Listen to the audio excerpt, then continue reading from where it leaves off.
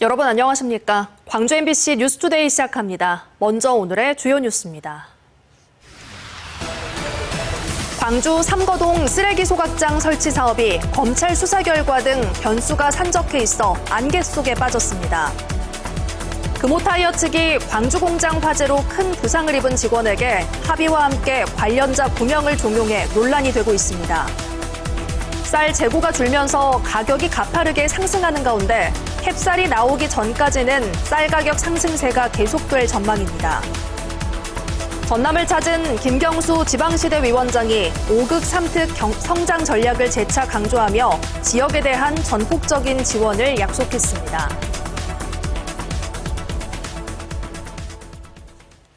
쌀 재고가 줄면서 가격이 가파르게 오르고 있습니다. 정부는 할인 지원 폭과 가공용 쌀의 공급을 늘리고 있지만 공급 업체들은 쌀을 구하지 못해 애를 먹고 있는데요.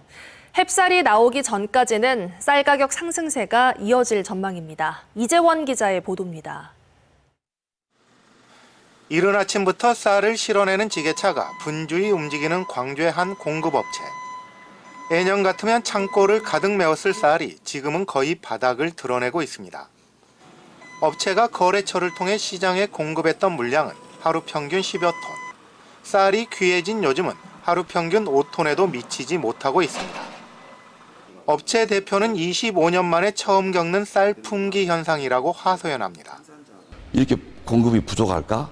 이렇게 가격이 이 정도까지 인상이 될까? 양곡에서 25년 근무하는데 25년 만에 처음 겪는 일 같습니다. 쌀 확보가 어렵다 보니 공급 가격도 크게 올랐습니다. 업체에서 시장에 공급하는 가격은 호남미 20kg당 5만 5천 원 선으로 지난해보다 25% 상승했습니다. 소비자들이 피부로 느끼는 구매 가격의 상승세는 이보다 더 가파릅니다. 지난 2월 5만 원 초반이었던 쌀 소매 가격이 이번 달 들어 6만 원을 돌파했고 일부 고급 품종은 9만 원에 육박하고 있습니다. 그래도 먹고 살란 게 어쩔 수 없죠. 오를 때라도 사 먹어야죠. 삼시세끼 먹어야 될 거니까 살 수밖에 없는데 그래도 너무 많이 올랐어요. 몸으로 체감을 하고 있습니다. 정부는 쌀값 안정을 위해 대형 유통업체를 통해 진행하던 할인 행사의 폭을 오는 11일부터 3,000원에서 5,000원으로 확대할 계획입니다. 또 가동 중단 위기에 몰려있는 쌀 가공 업체들에게도 정부 양곡 5만 톤을 추가로 공급하기로 했습니다.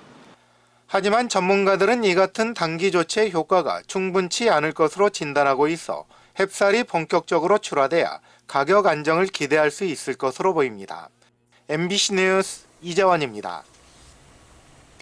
우리 지역 비가 내리면서 아직 흐린 날씨가 이어지고 있습니다. 지난 밤사이 전남 많은 지역에서는 70에서 80mm에 달하는 빗줄기가 이어졌습니다.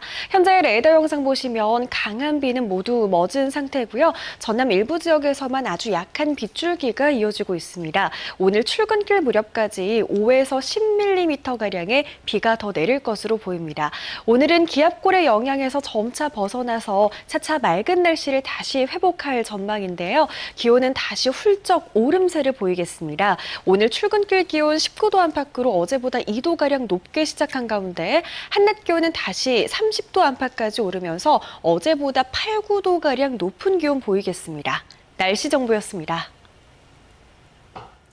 광주 삼거동 쓰레기 소각장 입지 선정 과정에서 제기된 위장 전입 의혹이 사실로 드러나면서 사업이 전면 중단됐습니다.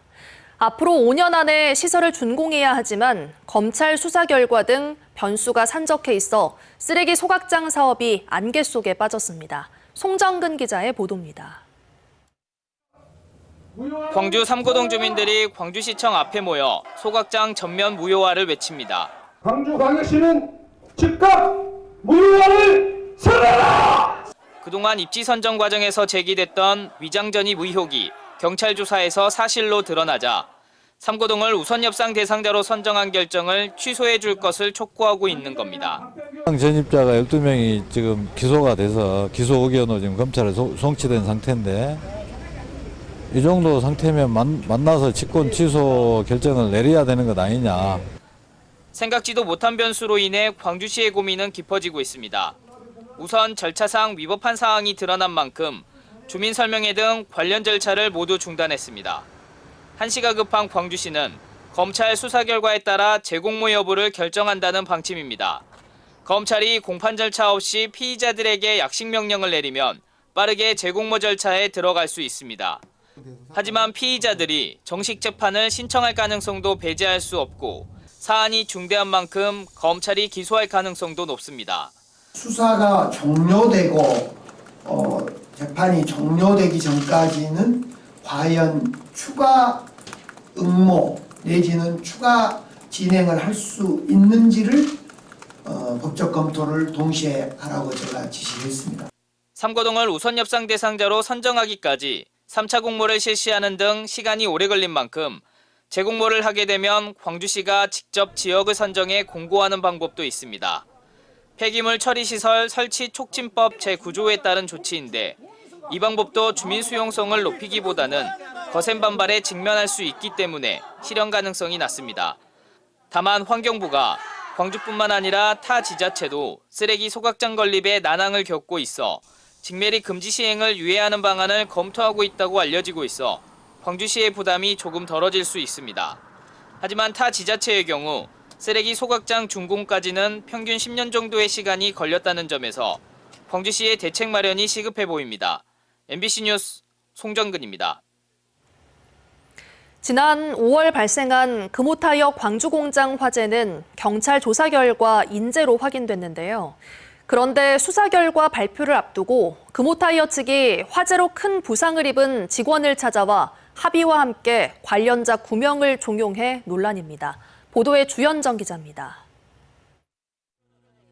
금호타이어 광주 2공장을 모조리 태운 불은 안전관리 소홀히 빚은 인재로 드러났습니다. 5년간 17번의 크고 작은 불이 났던 문제의 설비를 공장 측이 방치했고 허술한 소화 설비마저 손보지 않으면서 제때 대피하지 못한 24살 직원은 하반신 마비라는 큰 부상을 입었습니다. 최소한 2년 정도는 있어야 된다. 불이 시작된 지 17분 만에야 그것도 동료의 메시지를 받고 대피하다 화를 입었다는 사실보다 가족을 더 분통 터지게 하는 건 회사 측의 대처입니다. 금호타이어 관계자 2명은 지난달 가족을 찾아와 사건이 곧 검찰로 송치될 것 같다. 사측의 처벌을 원하지 않는다는 탄원서를 써달라고 요구했다는 겁니다. 말 같지 않은 소리다. 실수하지 말고 돌아가라고 거절했지만 보상금을 언급하며 회사가 합의를 종용했다는 게 가족들의 설명입니다. 동생이 한 말 그대로 하면 나는 합의 안 해. 어느 정도 보상을 하면 그냥 이제 조용히 있을 수 있는지 그 말인 거잖아요. 그래서 너무 화가 나기도 하고 얼마를 준다고 해도 동생 다리는 못 바꿀 것 같아. 직원을 사지로 내몰아놓고 진심 어린 사죄는커녕 회사 살 길만 찾는 것 같다는 무책임한 행태에 실망했다고 했습니다. 이에 대해 금호타이어 측은 형사상 선처를 부탁한 건 맞지만 도의적 책임까지 피하려는 의도는 아니었다며 당사자와 가족에 사과하고 치료와 재활에 부족함이 없도록 하겠다고 알려왔습니다. 산재 피해 가족들의 바람은 단 하나입니다. 이재명 대통령의 말처럼 살기 위해 갔던 일터가 죽음의 장이 돼서는 절대 안 된다는 겁니다. MBC 뉴스 주현정입니다. 검찰의 위법한 기소가 인정돼 공소 기각 판결을 받은 정준호 더불어민주당 의원이 검찰의 재기소 첫 재판에 출석해 절차적 위법을 재차 강변했습니다. 광주지법 제12형사부 심리로 열린 공판에 출석한 정 의원은 검찰이 새로운 증거도 없이 재기소를 결정해 이중처벌 금지 원칙을 위배한 것은 물론 공소시효도 이미 완성됐다고 강조했습니다. 정 의원 측 변호인도 면소 판결 사유가 충분해 위헌법률 심판 제청을 신청했다고 밝히며 재기소 자체에 대한 절차상 위법을 주장했습니다.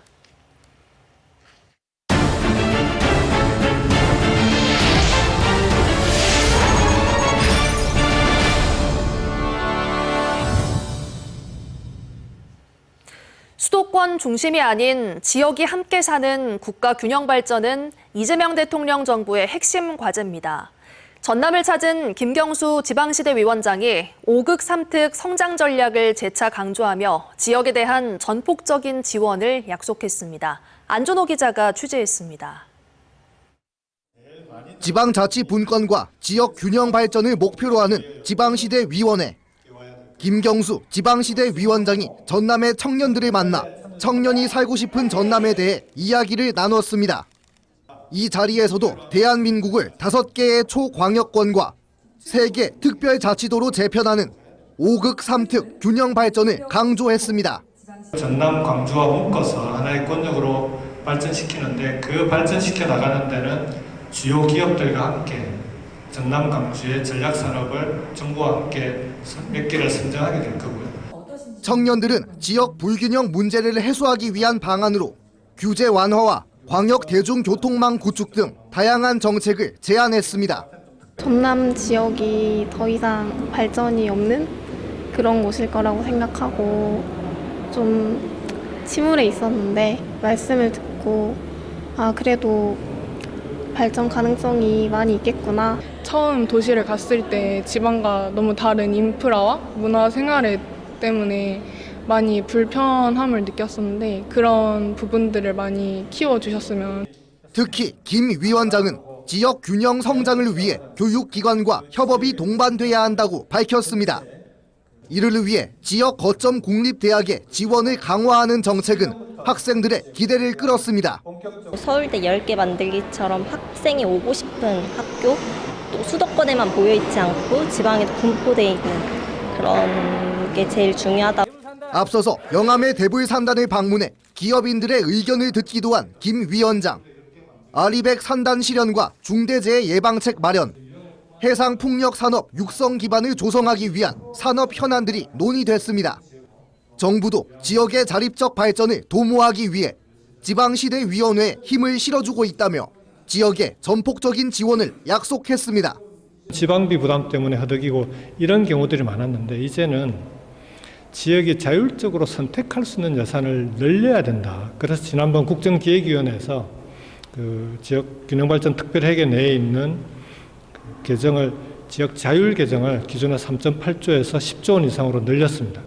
새 정부와 출범한 지방시대위원회의 균형발전 전략이 지역을 새롭게 설계할 전망입니다. MBC 뉴스 안준호입니다. 농작물 재배와 전기 발전을 동시에 할 수 있는 영농형 태양광이 국내는 물론 세계적으로 주목받고 있는데요. 독일에서는 기업이 주도해 다양한 작물과 가축을 기르면서 재생에너지 확대의 한 축을 맡고 있습니다. 유민호 기자가 현지에 다녀왔습니다. 소 무리가 그늘 밑에서 풀을 뜯습니다. 짙은 그림자를 만든 건 태양광 패널입니다. 독일 비센호펜의 한 농장. 글로벌 식품기업 네슬레와 재생에너지 기업 바이와아리는 가축을 기를 수 있는 영농형 태양광 단지를 조성했습니다. 소가 부딪혀도 파손되지 않을 만큼 내구성을 갖췄고 간격도 충분히 확보됐습니다. 태양으로 생산한 전기는 영유아식을 만드는 인근 공장을 돌리는 데 사용합니다. Fläche und gleichzeitig die Möglichkeit, Energie für unsere Produktion zu erzeugen. Und wir sehen einen sehr positiven Effekt auf die Tiere. Das Gras wächst besser, die Tiere haben weniger Stress durch Sonneneinstrahlung. 라테노프의 한 농장에서는 태양광 패널 아래 농작물은 물론 각종 과일과 약용식물, 꽃도 기르고 있습니다. 강한 열과 바람을 발전 시설이 막아줘 일반 농지보다 더 잘 자라는 작물도 많습니다. To test which crop is adapted also to sunshine or how much penetration of sunlight do we need for the crop to grow normally or to give a yield you can harvest also. 농사로 얻는 소득과 함께 전기를 판매해 수익을 올릴 수 있어 수요가 크게 늘고 있다는 설명입니다. The acceptance from the farming sector for AGPV is quite high. Also, the demand from landowners, landlords, and municipalities is demanding more and more. 유럽에서 비옥한 농토를 지닌 독일. 농업 강국 자리를 지키면서 에너지 전환까지 가능한 영농형 태양광이 재생에너지 확대의 한 축이 되고 있습니다. MBC 뉴스 유민호입니다. 광주시는 내년도 생활임금을 시급 기준으로 올해보다 2.89% 오른 13,303원으로 확정해 고시했습니다. 이는 고용노동부가 고시한 내년도 최저임금인 시급 1,320원보다 2,983원 높은 수준입니다. 생활임금은 최저임금의 한계를 보완하고 노동자의 기본 생활을 보장하기 위한 제도로 광주시와 공사, 공단, 출자기관과 민간 위탁기관의 직접 고용노동자 900여 명이 혜택을 받을 전망입니다.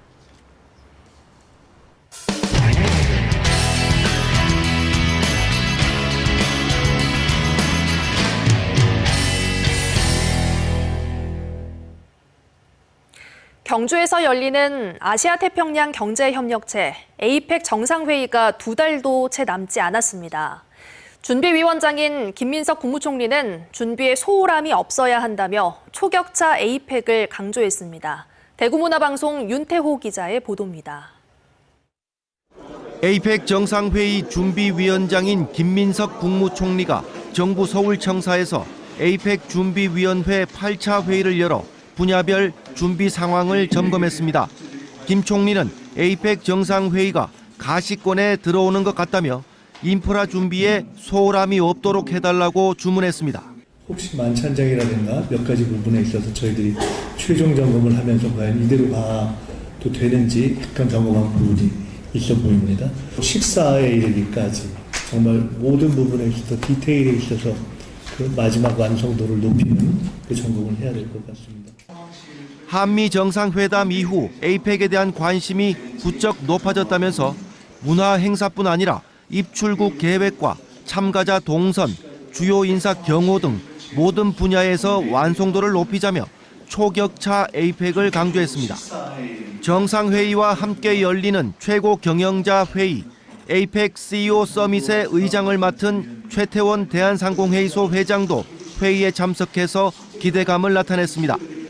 최고 경영자 회의는 한국 경제의 저력과 가능성을 보여주는 무대라며 거물급 인사들을 초청해 경제적인 성과를 거둘 수 있도록 노력하겠다고 말했습니다. 대통령님과 주님께서 또 APEC 기간에 시간을 또 내서 환영 만찬이나 개별 면담을 좀 많이 해주시면 실제로는 이 CEO들이 한국에다 투자하거나 저희가 많은 경제적인 성과를 이끌어낼 수 있을 것이라고 생각합니다. 이날 회의에서 경상북도는 주요 인프라 공정률이 80%가 넘었다며 이달 중에 공사가 마무리될 예정이라고 보고했습니다. 또 언어 장벽 없는 APEC을 위해 인공지능 통역 플랫폼을 구축하고 호우와 태풍, 지진 등 자연재해뿐 아니라 인재로부터 안전한 행사를 만들기 위해 행정력을 집중하고 있다고 설명했습니다. MBC 뉴스 윤태호입니다. 수도권에 추진되는 반도체 산업단지 조성 계획이 지역 균형 발전과는 거꾸로 가고 있다는 지적이 커지고 있습니다. 막대한 전력을 지방에서 끌어와야 가능한 구조기 때문인데요. 에너지 식민지화 논란이 전북에서 크게 불붙고 있습니다. 전주문화방송 조수영 기자가 취재했습니다. 재작년 윤석열 정부는 세계 최대 규모의 반도체 클러스터 조성 계획을 발표했습니다. 20여 년 동안 수백조 원을 투입하는 초대형 프로젝트입니다. 더 성장하기 위한 민간의 투자를 정부가 확실히 지원하지 않으면 안 됩니다. 대상지는 경기도 용인. 반도체 생산에 필요한 추가 전력은 16기가와트로 추산됩니다. 국내 전력 수요량의 16.5%에 해당하는 막대한 전력을 수도권에 더 집중시키는 셈입니다. 그리고 필요한 전력은 대부분 지방에서 끌어와야 합니다. 이 같은 계획은 지난 5월 말 이재명 정부 출범 직전 확정됐습니다. 계획상 전북자치도 곳곳을 새롭게 관통하는 초고압 송전선로만 26개, 길이로는 1,070km, 한반도 최북단에서 최남단까지 있는 것과 맞먹습니다. 대부분이 현재 입지 선정 단계지만 관련 지역들에선 이미 반대 대책위원회가 꾸려지는 등 반발 움직임이 본격화했습니다. 전주를 제외한 모든 지자체가 이 문제로 주민과 갈등을 빚는 상황에서 도의회에서는 전북도에 대책을 물었습니다. 도내 13개 시군을 관통하는 이 송전선로 건설 계획에 대해 도민의 대표로서 어떤 입장을 가지고 계시며 도민의 생존권과 환경권을 지키기 위해 구체적으로 어떤 조치를 취하실 계획이십니까? 김관영 지사는 도내 재생에너지 산업을 위해 송전선로 건설 필요성에는 일부 공감한다는 입장. 다만 이 같은 국가 계획에 따른 에너지 식민지화 논란과 관련해선 구체적 대안을 내놓지 못했습니다. 우리 도에 첨단 기업들이 많이 유치되어서 이와 연계한 산업 구조를 만드는 것이 무엇보다도 중요합니다. 생산된 에너지가 지역에서 소비할 수 있는 구조를 최근 국회 입법조사처는 반도체 산업단지 개발로 전력 생산 설비가 지방에 집중되는 반면 일자리와 세수는 수도권에 더 쏠리면서 지역 균형 발전에 역행할 수 있다고 지적했습니다. MBC 뉴스 조수영입니다. 울산의 한 초등학교 1학년 교사가 학부모의 지속적인 부당 민원에 정신적 고통을 호소하며 휴직에 들어갔습니다. 보다 못한 동료 교사들도 교권 보호를 받지 못한다며 항의 차원에서 집단 병가를 냈는데요. 결국 교육감이 직접 해당 학부모를 경찰에 고발했습니다. 울산문화방송 이용주 기자가 보도합니다. 울산의 한 초등학교, 이 학교의 1학년 교사 9명 가운데 8명이 단체로 병가를 내고 학교를 나오지 않았습니다. 나머지 1명은 학부모의 지속적인 민원에 정신적 피해를 호소하며 휴직한 상태. 1학년 학생 160여 명 모두가 정상적인 수업을 받지 못한 겁니다. 문제는 입학식이 열리기 전부터 시작됐습니다. 한 1학년 학생 학부모가 입학 준비 과정에서 아이가 불안해하니 휴대전화 사용을 허락해달라며 민원을 제기하기 시작한 겁니다. 이후에도 학교 내 휠체어 사용을 허락해달라거나 날이 더우니 야외 체험 학습을 하지 말라는 등 과도한 민원이 지속됐습니다. 급식실을 무단 침입하거나 담임교사에게 문자를 수십 차례 보내기도 하고 급기야는 담임교사에게 아동학대 소송을 예고하는 내용 증명을 보내기도 했습니다. 민원에 시달리다 1학기에 한 차례 휴직을 했던 담임교사가 2학기에도 휴직을 신청하자 동료 교사들이 항의 차원에서 일제히 병가를 신청하게 된 겁니다. 상황이 극단적으로 치닫자 울산교육청은 교육감 명의로 해당 학부모를 고발했습니다. 교육감이 직접 고발장에 이름을 올린 건 이번이 처음으로 고발장에는 공무집행방해와 협박, 무고 등의 혐의가 기재됐습니다. 그런 민원 제기로 인해서 피해 교원도 정신적으로 힘들었지만 학생들 수업 활동에도 지장을 주는 문제가 발생을 했습니다. 울산교육청은 고발과 함께 해당 학교 교직원 심리상담과 학교 차원의 회복 프로그램도 지원하겠다고 밝혔습니다. 가장 큰 피해자는 교육청의 조치가 늦어지는 동안 처음 다니는 학교에서 제대로 된 교육을 받지 못한 학생들입니다. 제 강사나 교사로 계속 이렇게 중간중간 바뀌다 보니 1학년에 관련된 교육과정을 거의 다 어떻게 보면 이게 이수받지 못한 상황이 된 거죠. 이 학교에서는 벌써부터 교사들이 내년 2학년 담임을 기피하는 현상까지 벌어지고 있습니다. 이런 가운데 교원단체들은 고발만으로는 학교와 교사를 지킬 수 없다며 정부 차원의 근본적인 교권 보호 대책을 주문하고 있습니다. MBC 뉴스 이용주입니다. 나주시는 어제 나주 드레찬 한우 브랜드 선포식을 열고 지역 한우의 품질과 가치를 통해 소비자들에게 신뢰받는 브랜드를 구축하겠다고 다짐했습니다. 나주시는 지역 한우 농가의 경쟁력을 강화하고 판로를 확대하기 위해 나주 축협과 공동으로 나주 드레찬 한우를 개발해 지난 8월 특허청에 상표 등록을 마쳤습니다. 우리 지역 어제부터 비가 내리면서 흐린 날씨가 이어지고 있습니다. 어제 밤부터 오늘 오전까지 영암 지역에서는 90mm에 가까운 꽤 많은 비가 내렸고요. 그 밖에 전남 지역에서도 빗줄기가 이어졌습니다. 현재 레이더 영상 보시면 강한 비는 멎어 있는 상태고요. 전남 일부 지역에서만 아주 약한 비가 이어지고 있습니다. 오늘 출근길 무렵까지 5에서 10mm가량의 비가 더 내릴 것으로 보이고요. 오전 중에 기압골의 영향에서 점차 벗어나면서 다시 맑은 날씨를 되찾을 것으로 예상됩니다. 기온은 다시 훌쩍 오름세를 보이겠습니다. 광주의 오늘 출근길 기온은 20도 안팎으로 어제보다 2, 3도가량 높게 시작했고요. 한낮 기온은 30도 안팎까지 오르면서 어제보다 무려 8, 9도가량 높은 기온이 예상됩니다. 전남 많은 지역에서 또다시 30도 안팎의 더위가 이어지겠습니다. 비가 내리면서 습도가 높아서 후텁지근한 날씨가 예상됩니다. 무안과 영암의 낮 기온 30도 안팎으로 예보됐고요. 순천과 광양에서도 낮 기온 30도로 예보됐습니다. 바다의 물결은 최고 2m에서 2.5m로 조금 높게 일겠습니다. 다가오는 토요일 비가 내리면서 다시 일시적으로 기온이 조금 내림세를 보이겠고요. 비가 내리지 않는 동안은 30도 안팎의 더위가 당분간 지속되겠습니다. 날씨 정보였습니다. 이상으로 뉴스 마칩니다. 함께해 주신 여러분 고맙습니다. 언제 어디서나 내 손 안의 뉴스. 광주 MBC 뉴스 유튜브 구독으로 함께하세요.